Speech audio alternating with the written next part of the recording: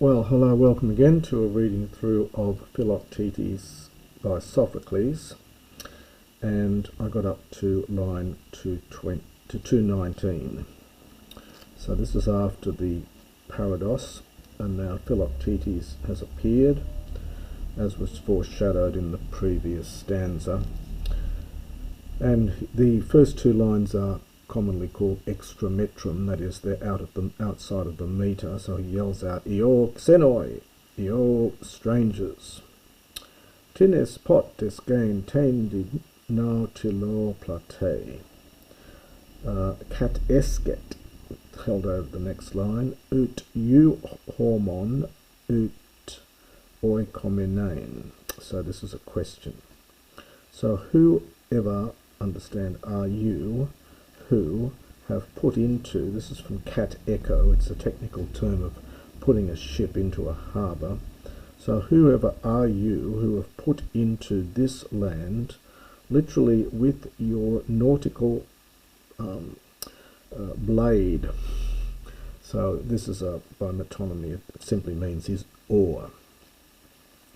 So by your ship's oar, literally your shippy oar, your nautical oar, so in your ship's oar, a land which is neither, this is to termination, does not have a good harbour, nor is it inhabited. Again, this would have struck the Athenians as slightly odd because the island was inhabited in their time and previously. Poias patros an agenus humas poti tukoim an apone. Now it's a question again. It's an interesting idiom here. It's tunkano in the sense of to hit the mark, and it's a question, and it's with an. So would I hit the mark? So I should do the first bit first. So of what sort of fatherland and race would I hit the mark? Would I ever hit the mark in saying of you? So in respect of you. So in other words, with what fatherland and race would I be correct in naming you? Now we get a men for, on the one hand, now the hupake is just like the verb to be, so there is the appearance of Greek clothing which is most dear to me. In other words, for you are wearing Greek clothing which is most dear to me. Now at this point we have to imagine on stage that Philoktetes gets no reply. There's a deadly silence. And so then he says, "Phones de acusai bulamai," but I wish to hear your voice. And do not, and we get it's may plus, this is a subjunctive here of a wish. So do not, so fearing, terrified, do not be struck at, well, perhaps with hesitation. Do not be struck with hesitation. So fearing me, having become so wild, do not be struck with hesitation. I'll do it that way. This is a perfect passive participle here. So it's do not be alarmed, perhaps. So out of fear, do not be alarmed at me, having become, in my wild appearance, having become so wild. Do not be alarmed with hesitation. Notice also you get a three-word line here, which is very emphatic, and it's meant to slow up the speed of the speech. So it's interesting. You do get these three-word lines, sometimes four-word lines as well. We get one down here, which again is meant to slow up the pace of the speech. So again, there's probably some deadly silence here. But, well, perhaps we continue on a little bit, but having pity on this wretched man who is alone and desolate and here without a friend, inflicted. So perhaps, afflicted. So, but have pity on this wretched man who is alone, desolate, and afflicted, desolate here, perhaps for Hody, and and afflicted without a friend. Again, we're meant to, I think, on stage there to be silence. So finally he again says, Philoktetes, speak, if indeed you have come as friends. So if you have come as friends. Now Neoptolemos' silence, I leave it to the commentators to discuss it, but it may be due to his reluctance to lie to this poor wretch, and he's not quite sure what to say. Again, there'll be, presumably on stage, there'll be, certainly at this point with the full stop, there'll be silence again. And he continues, come and amapsast. So give reply, give answer. For it is not reasonable. Now Greek does double negative, so as neither and neither, we would say, for it is not reasonable either for me. Hamartane, probably equivalent, the scholars think, to tunkano, which usually takes a genitive. So for, I think it's perhaps more in the sense of to miss out on this thing from you, that is, to a reply. Nor, in fact, is it reasonable, understand, for you to miss out on a reply from me. And it's all very, very condensed.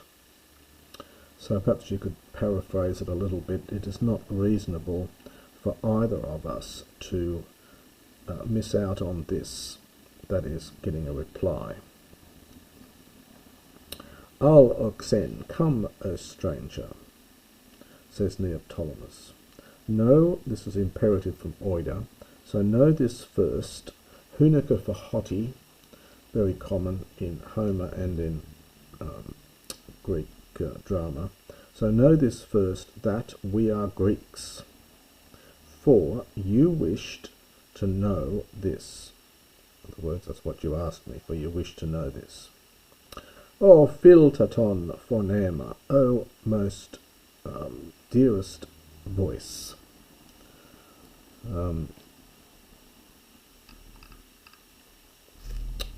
Few to kai labane prosphegma toriadiandros in chrono.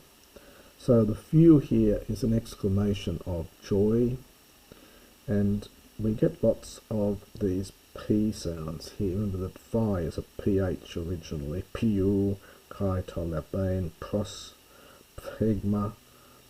Lots of these PH sounds in this line, and also we'll see it later in 244, where it gives a sense of excitement. So, how wonderful to the receiving. So it's articular infinitive, but we would say how wonderful it is to receive the voice of such a man after, literally in a long time, so after such a long time.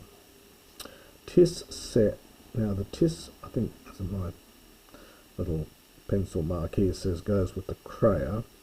So what need, O child, pros eke, something like brought you ashore. It's the same verb we had before, pros echo. It means to put ashore. So what need has brought you ashore, and who has led you here? Tis horme, what impulse? It could mean what force, because he's going to refer to the winds here. So what impulse? I'll just translate it that. Which was the dearest of the winds? In other words, which wind drove you here? Gegoner, this is an old Homeric verb, to speak, and this is an imperative of it. It's kind of perfect in form but present in meaning, and we're getting an epsilon imperative here. So speak to me all of this, so that I might know from oida tis a who you are. Neoptolemos says, and here he's being honest, ego genos min ami tes perirutu skuru. I am of the race of, well, often rendered sea-girt Skyros. This is an island, of course. It's an island which has things flowing around it, and so this is often translated as sea-girt. Playa des oikon, I am sailing home. Audomai de pais achille, and notice that's kept to the next line, so it's very emphatic. So I am called the son of Achilles, Neoptolemos. Ois the de topan, you now indeed you know the whole story. Well, he doesn't really, but he wanted to know who he was. Well, he's told him, I'm Neoptolemos, son of Achilles. Oh, Philoktetes pi patros. Notice all the lovely pi sounds in this, and we'll get Opiles ktonos. We'll get more of these pi sounds down here as well. So it's meant to be almost yelling it out, because he's so delighted and so happy. So, O son of a dearest father, O son of a dear land, O offspring of the old man Lycomedes. Now, Lycomedes was Neoptolemos' grandfather on his mother's side. With what expedition did you put into this land? Sailing from where? Ex ilio toi de tanon ge naustolo. We get a cluster of, well, the tanun is presently or now. We get the toi de and ge. Scholars seem to think that the toi is meant as politeness, and the day is emphatic. Scholars seem to think that you could paraphrase, it's got the sense of if you must know. So I am on a sea voyage from Ilium right now, if you must know. Something like that, or if you could just say, indeed, now I am on a sea voyage from Ilium. But it's fairly emphatic with these various particles.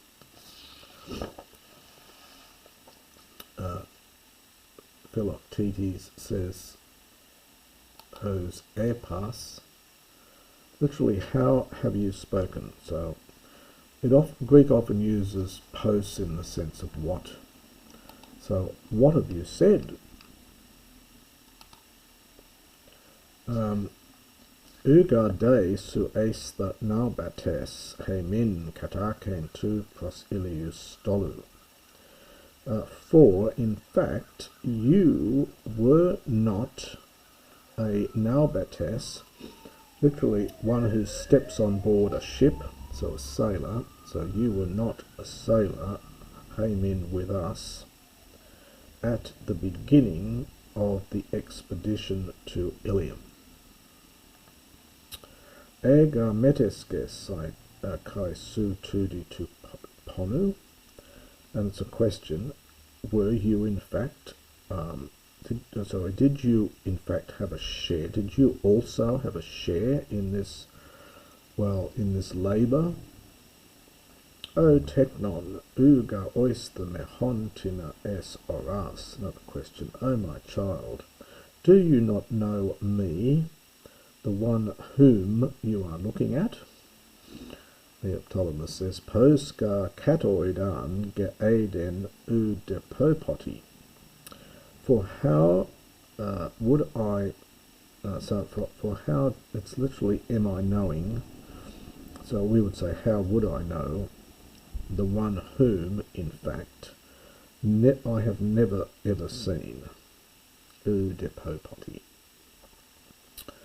Ud onoma tu men uditon kakon kleos, heis thu pot uden, hois ego di olumain. Well, this is again a slightly funny thing to say. Philoktetes is a bit taken aback. You know, he doesn't know who he is, but he hasn't actually told him his name yet. But he says, neither has my name two men for To'emon, nor the report, I think, the story, kleos, of my troubles. Sorry, the main verb is here.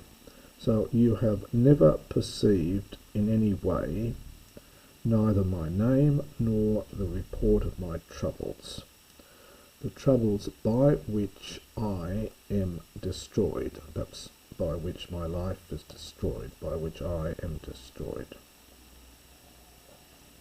Neoptolemos then replies, Hos maiden eidot isti mehon an istores. Here he is telling his first lie here. So know that, and we get accusative and participles here. So know that me, knowing nothing of the things you are inquiring about. So know that I know nothing about what you're asking. Now after this we're going to get a long speech from Philoktetes telling him who he is and his story of how he got there. But we'll save that one for the next recording.